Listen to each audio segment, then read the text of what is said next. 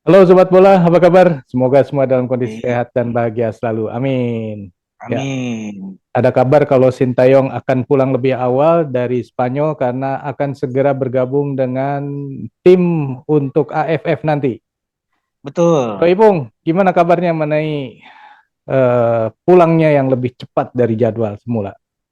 Iya, emang sebelumnya sesuai kalender dan jadwal itu memang rencananya kan TC di Eropa itu sampai dengan tanggal 4 dan atau 5 Desember ya. Mhm, Cuma melihat bahwa persiapan timnas untuk AFF ini juga dirasa agak timpang, makanya kemudian ada wacana dan sepertinya ini yang akan dilakukan bahwa kepulangan dari timnas yang di TC di Eropa itu akan dipercepat menjadi tanggal 25 November. mhm. Jadi begitu mereka pulang, artinya ada 2 sampai 3 hari bagi staf kepelatihan berikut juga dengan STY untuk istirahat dulu sebelum memulai TC di Bali tanggal 28 November. Hmm. Gitu, Bro. Wah, ini ngebut sekali ya. Ngebut, ngebut Oke. banget ini. Nah, sekarang Hmm. pertanyaannya nih kan Vietnam katanya sudah mengumumkan siapa yang mau dipanggil untuk AFF. Indonesia kan belum nih. Belum, Ya, betul. kira-kira siapa saja nih bro yang akan dipanggil untuk AFF nanti? Kalau saya sih melihat bahwa sekarang ini juga kan udah ada tambahan amunisi baru dari Sandy Walsh dan Jordi Amat. Mhm, Sepertinya mereka akan masuk ke dalam line up. Karena kebetulan di Mechelen juga di Belgia sendiri sepertinya ada penundaan untuk jadwal kompetisi hmm, yang tadinya sepertinya akan menyulitkan juga langkah ke Sandy Walsh untuk ke timnas, tapi dengan adanya kondisi bahwa mereka akan menunda laga di Liga Belgia, sepertinya Sandy Walsh akan bisa tampil ya. Dan kalau juga kita melihat bahwa kesiapan dari pemain-pemain yang berlaga di Liga 1 juga dalam tanda kutip ini meragukan, mhm, makanya saya melihat bahwa peluang-peluang dari pemain-pemain abroad itulah yang paling besar kemungkinan. Seperti Witan, Egi, kemudian Pratama Arhan, Asnawi, Sadil Ramdhani, itu rata-rata rasanya mereka udah pasti akan dipanggil. mhm. Saya juga berharap bahwa Elkan Bagot juga akan bisa memenuhi panggilan ya. Walaupun kita tahu kondisi Gillingham saat ini lagi terpuruk ya. Mereka berkali-kali kalah walaupun dalam laga-laga yang dimainkan oleh Gillingham, Elkan Bagot selalu menjadi starter gitu loh. Nah, Hmm. tinggal kita berhitung dari pemain-pemain lokal. Nah, Siapa-siapa kira-kira. Nah, untuk posisi kiper rasanya mungkin yang akan dipanggil Nadio, Nadio Argawinata, kemudian Sahrul Krishna, itu mungkin yang akan dipanggil ya. mhm, Kemudian di lapisan belakang, ya kapten kita punya Fahrudin Arianto, kemudian kita juga ada Rizky Ridho, ada uh, Koko Ari, sementara di kiri udah hampir pasti ini Pratama Arhan ya, karena mhm, juga dia juga sudah siap. Di kanan ada Asnawi. Kemudian pindah ke depan, saya pikir ini yang akan dipanggil masih Mark Locke gitu ya. Mark Locke akan dipanggil, kemudian Ricky Kambuaya, ada Sandy Walsh ya, pasti karena Sandy Walsh sudah hampir pasti dipanggil.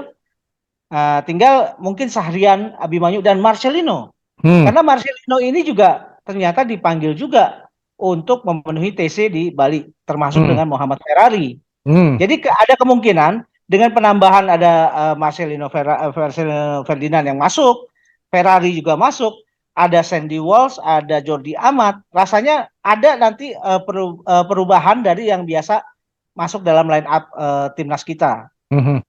untuk memenuhi yang hanya 25 pemain katakanlah yang Ya, dipanggil. mhm, mhm, Maka ada yang dikorbankan. Dan biasanya rasanya sih yang akan menjadi bukan korban ya dalam hal ini mungkin kesempatan ini kan banyak diberikan kepada pemain-pemain yang abroad. mhm, Artinya pemain-pemain yang bermain di Liga 1 ada beberapa yang akan menepi. Yang mhm, tadinya biasanya mereka langganan mungkin akan menepi gitu loh, Bro. mhm, mhm. Nah, Di tinggal depan, yang di depan. Di depan, nah ini juga sebetulnya posisi yang agak-agak meragukan sebetulnya. Karena kita kan selama ini menggantungkan harapan pada Dimas Derajat. mhm, Sementara pelapisnya ada Muhammad Rafli yang penampilannya juga grafiknya juga turun naik gitu Muhammad Rafli. Kemudian ada Ramadan Sananta. Ramadan Sananta ini belum teruji sebetulnya. Nah, tinggal bagaimana STY bisa meramu dari pemain-pemain antara pemain yang abroad yang biasa tampil dan mereka juga secara fisik kondisinya mungkin lebih baik ketimbang pemain-pemain yang bermain di liga lokal. Ya, Gitu. oke ya, mereka bermain terakhirnya kan lebih sini ya, lebih Iya, terakhir. Masih bugar lah ibaratnya ya. masih bugar betul. Terus pemain-pemain yang lama dulu yang pernah dipanggil seperti misalnya Ramai dan Dewangga, apakah tidak dipanggil lagi? Nah, khusus kalau Ramai ya, saya pikir bahwa STY sangat kecewa ya dengan kondisi waktu itu dia dipanggil, tapi kemudian menolak dengan berbagai alasan. Mhm. Nah, ini kalau saya melihat bahwa STY ini punya kecenderungan kalau dia sudah merasa atau menolak untuk dipanggil timnas, artinya ya udah pintu tertutup gitu loh untuk Mhm. pemain-pemain yang seperti ini gitu loh. Nah, untuk kasus Dewangga, Dewangga ini dulu kan pernah begitu ini ya, moncer lah, Mhm. begitu kelihatan bahwa dia akan menjadi salah satu bakat yang akan bersinar. Tapi belakangan sudah mulai jarang dipanggil oleh STY. Mhm. Nah, tinggal bagaimana Dewangga juga harusnya sih, karena dia tidak punya persoalan dengan masalah kedisiplinan, Mhm. dia hanya punya persoalan dengan bagaimana dia bisa mengatur ritme bermainnya dia, Mhm. mempertahankan kualitas. Nah, itu harusnya yang menjadi perhatian dari Dewangga karena Dewangga masih muda, punya potensi dan dia juga punya masa depan yang lebih panjang. Mhm. Mumpung mumpung bahwa STY tidak mempunyai alasan-alasan yang sifatnya ini ya kayak penolakan dan segala macam. Mhm. Inilah waktunya untuk Dewangga untuk bisa memperlihatkan ininya kualitasnya. Mhm. Mungkin nanti pada saat-saat liga sudah mulai bisa berjalan, ya Dewangga harus bisa memperbaiki itu gitu, bro. Jadi semacamnya STY punya blacklist lah gitu ya. Kalau udah masuk blacklist nggak akan pernah dipanggil lagi. Betul.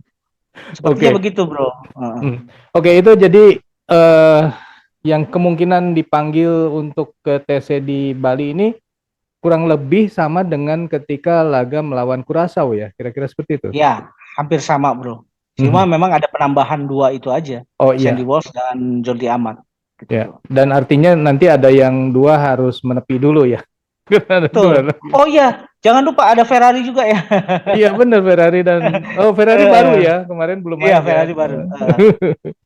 Oke, itu dari sini ya. Kemudian kemarin ada permintaan dari AFF supaya laga Indonesia nanti itu juga dihadiri oleh penonton. Ini apa yang terjadi, Betul. Bro? Ya kan AFF juga melihat bahwa pasar sepak bola terbesar di Asia Tenggara itu adanya di Indonesia. Jadi kadang-kadang barometer suksesnya sebuah gelaran sepak bola itu melihat pada berkaca pada animo sepak bola di Indonesia gitu. Hmm. Cuma masalahnya kan kita kemarin juga sempat ini ya punya persoalan dengan tragedi Kanjuruhan. Hmm. Dan dari tragedi Kanjuruhan kemudian muncul yang namanya transformasi sepak bola nasional.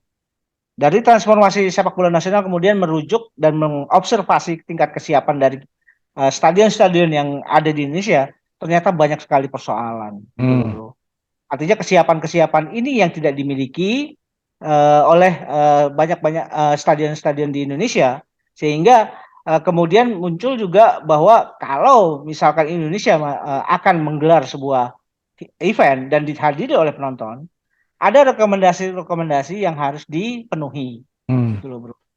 Antara lain rekomendasinya mengenai kapasitas stadion itu harus juga diperhitungkan. Kemudian mengenai pengamanan di stadion, mengenai juga lampu di stadion. Kemudian juga mengenai jalan pintu-pintu darurat yang harus tersedia di stadion. Jumlah tangga juga itu jadi perhitungan dari Badan Transformasi Sepak Bola Nasional. Hmm. Tinggal bagaimana PSSI atau kesiapan stadion-stadion ini apakah mencukupi atau sudah memenuhi rekomendasi yang disampaikan oleh AFC dan FIFA gitu loh Hmm. Hmm. mengenai kesiapan stadion. Kalau misalkan kesiapan stadionnya sudah terpenuhi dan kemudian dari elemen-elemen pengamanan seperti dari pihak kepolisian yang juga sudah mulai belajar mengenai cara untuk mengatasi atau cara memanage sebuah pertandingan sepak bola pengamanannya, tentu ini juga bukan tidak mungkin, bisa saja dilakukan. Mhm. Tinggal bagaimana apakah stadion-stadion atau PSSI sudah bisa memenuhi rekomendasi ini atau belum, begitu Hmm. loh. Kalau Ya, belum ya jangan dipaksakan kalau menurut saya sih, gitu. ya. Saya dengar sih katanya tim transformasi sudah selesai dengan membuat Mm-mm. peraturan baru atau SOP baru mengenai kesiapan keamanan di lapangan ya. Dan Mm-mm. kalau memang sudah ada aturan yang baru dan juga kepolisian juga katanya sudah mengeluarkan peraturan polisi yang baru mengenai pengamanan di laga-laga olahraga, kan artinya sebenarnya sudah tidak ada alasan lagi untuk menunda atau tidak mengizinkan laga Iya, ditonton oleh penonton ya. Artinya betul. seharusnya sudah oke ya. Ya. Terus Betul. mengenai laganya sendiri, kalau tidak salah kan kemarin STY minta laga untuk Indonesia ini akan diselenggarakan di Bali. Tetapi Mm-mm. ternyata kemarin ada bocoran katanya akan dilakukan di Bekasi ya, di Stadion Bisa. Patriot ini. Betul. Apakah Patriot ini memungkinkan untuk dikunjungi oleh penonton? Iya.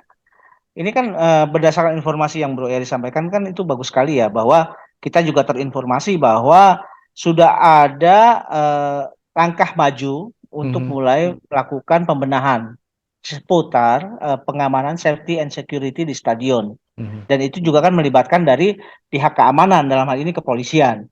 Nah, kalau misalkan kemudian SOP ini juga sudah ada semacam manual booknya ya, nggak ada salahnya bahwa manual book apa ataupun knowledge yang mereka sudah dapatkan dari katakanlah semacam meeting untuk pembahasan persoalan ini, mhm. kemudian aplikasinya adalah dilakukan di Stadion Patriot nanti pada saat laga, gitu Betul, loh. betul.